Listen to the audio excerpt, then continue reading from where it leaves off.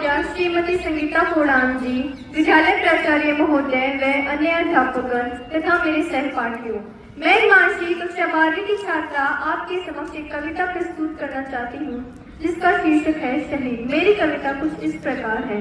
मैं केशव का पांच चन्ने गहन मौन में खोई हूँ, उन बेटों की आज कहानी लिखते लिखते रोई हूँ, उन बेटों की आज कहानी लिखते लिखते रोई हूँ। जिस माथे की कुमकुम बिंदी वापस लौट नहीं पाई, चुटकी झुमके पायल ले गई कुर्बानी की अमराई, चुटकी झुमके पायल ले गई कुर्बानी की अमराई।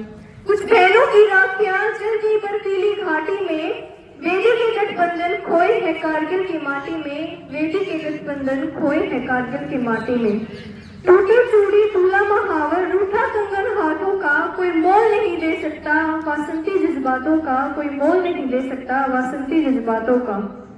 उन आंखों की बूंदों से सातों सागर हारे हैं, जब मेहंदी वाले हाथों ने मंगलसूत्र उतारे हैं, जब मेहंदी वाले हाथों ने मंगलसूत्र उतारे हैं।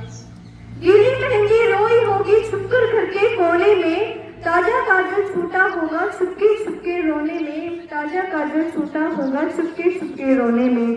जब बेटे की अर्थी आई होगी सूने सूने आंगन में, शायद दूध उतर आया हो बूढ़ी माँ का दामन में, शायद दूध उतर आया हो बूढ़ी माँ का दामन में। वो विधवा पूरी दुनिया का खोजा सिर ले सकती है, जो अपने पति की अर्थी को भी कंधा दे सकती है, जो अपने पति की अर्थी को भी कंधा दे सकती है। मैं ऐसी हर देवी के चरणों में शीश झुकाती हूँ, इसलिए मैं कविता को हथियार बनाकर गाती हूँ, इसलिए मैं कविता को हथियार बनाकर गाती हूँ।